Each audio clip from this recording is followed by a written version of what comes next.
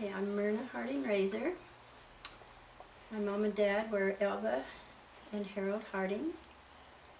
I had 2 brothers and a sister. We lived in Magna, Utah. My dad worked at the mill, Utah Kennecott Copper, and he was a milkman. He delivered milk. He'd get up at 4 o'clock every morning and deliver milk.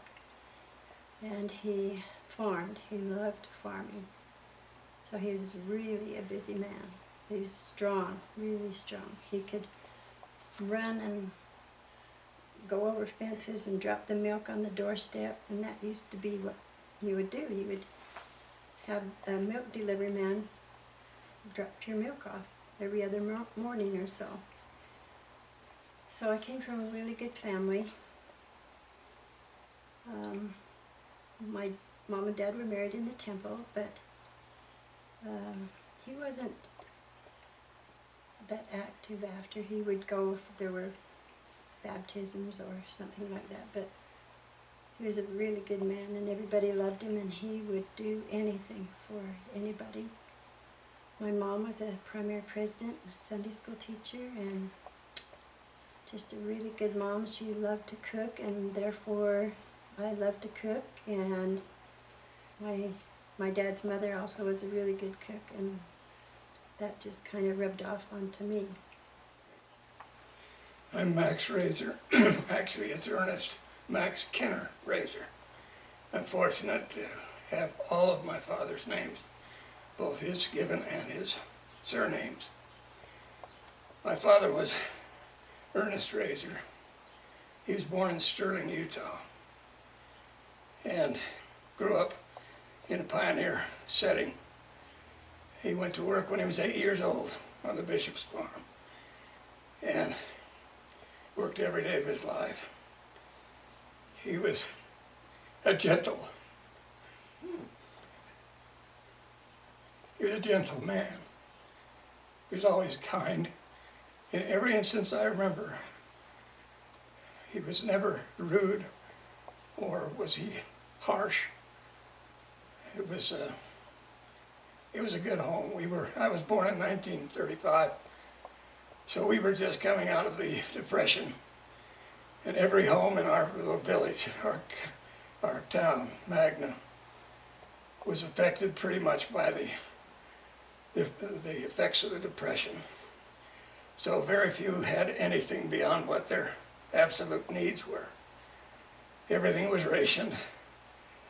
I remember those days, and they had to have special rationing books in order to get certain things. You couldn't get gas, you couldn't get sugar, you couldn't get a number of things without those ration stamps. All things considered, people have asked me over the years what, if anything, I would change. Growing up in that small community and deprived, if that's a proper word, of many of the things in life that make people generally happy. And I've surprised a few because I've told them I wouldn't change anything. All of us, we all had needs, but so very few had them that we weren't even aware that those needs existed necessarily. And we both grew up in that experience, so we were suited for one another. Had a great experience. Well, anyway, not wanting to change anything from what we experienced as youth, I look back on it as special times. We had such a good experience. I lived very close to the hills and loved to be in the mountains. And I would go there often as a retreat, just to be there. In those days, Kennecott didn't have anything fenced off. You could go anywhere you wanted to go. And so I would hike into what's called Little Valley. And sometimes we'd take food and prepare it there and eat it. Other times we would just enjoy the blessings of nature. as you follow Little Valley, you find that it opens up into a huge valley up inside the mountains themselves. There's all kinds of wild animals up there. We had the deer and the elk, skunks, and we had the badgers. We had virtually any kind of animal you can imagine in the wild. So for me, that was a bit of heaven. I spent as much time up there as my mother would allow. And during the wintertime, as I got a little older, I loved to ski. And even though I had no skis of my own, we would borrow skis on occasion, a friend of mine and myself. And we would tramp up through Little Valley in the snow up past our knees, get as far up as we could possibly go.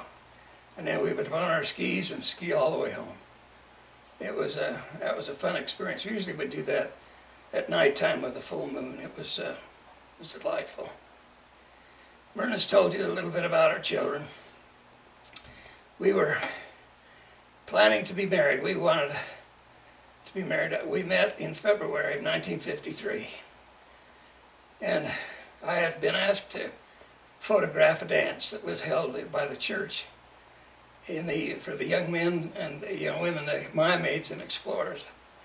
I was beyond that age, so I hadn't planned to stay at the experience. So I took my camera, took the pictures that they wanted, and then my plan was to leave. But before I got all my pictures taken, I saw this beautiful woman, young woman, over against one wall, and she didn't seem to move very far. So the more I looked at her, the more I wanted to meet her, and I went over and introduced myself and asked her if she would be willing to dance with me. And we danced that dance, and then I asked her for the next one. And if memory serves me correctly, I danced every dance with her the rest of the evening. She just, and I remember there was a quiet whispering in my heart. I was old enough, I'd had dates and I'd been with young women, and they were all noble and honorable girls that I'd ever gone with. But there was a special whispering about this one, something that I should remember. And we did, and I asked permission first to take her home. She refused, which made me think even more of her. And then but she gave me permission with a phone number to call her. That was the beginning of a wonderful courtship. It lasted about a year, maybe a little more, before we began to talk about sharing our lives together. And when she was 16, I went to visit her mother. One day during the middle of the day, I was working at the Granite School District and had an assignment in Magna, so I stopped at her house and asked her how she would feel, or if she would give me permission to give her daughter a ring for Christmas. I'm not sure who was the most intimidated in that conversation, me or her, but she finally, with my understanding that we would not seek marriage until she graduated from high school. And so, with that promise, she gave me permission to give her the ring, which we did on Christmas morning. She was terrified because she didn't think that her folks would let her keep the ring. She wanted it, but she didn't know if she could keep it. So I finally had to confess to her that it was with their permission that I was giving her the ring. As time passed, our engagement and our desires to be together intensified, as would be normal, I'm sure. And we had hoped that maybe if I was drafted, we'd be able to go together. She'd be able to accompany me. So I was classified 1A for the draft, and it felt like for sure it was coming. But we had that promise that we'd let her graduate before she was married, and so it was a little bit of a question in my mind whether I'd be able to do that. But in the last part of 1955, about October, I received an invitation from our bishop for an interview, and was actually, as a result, called to serve a mission in South Australia, which we started on December 7th, 1955. And Myrna waited for me the whole time we were gone, or separated. And when I returned, we'd been engaged for over 3 years, and we were married about 6 weeks after I returned from my mission. So we've had a wonderful courtship, which never ended. We have now had 56 years together, nearly 60 if you count the courtships and the engagement. In all those years, we've never had discord. We've never had a moment where we felt we had to raise our voices to one another, or we had to slam a door for emphasis or anything. We've just had a very romantic and a very wonderful experience over these years. She's told you about our children. We love them dearly. In fact, we look on them as a blessing from the Lord in each case. Each has brought us untold joy. When we were first married in the temple in Salt Lake on the 20th of February, 1958, I thought that was the happiest day of my life. I didn't know that anything could add to that happiness, and felt that way until our first child was born. When Lawrence came into our family, it made all the difference. I wondered how I could have ever felt that the happiness was at its zenith, just being with each other, without a family. So,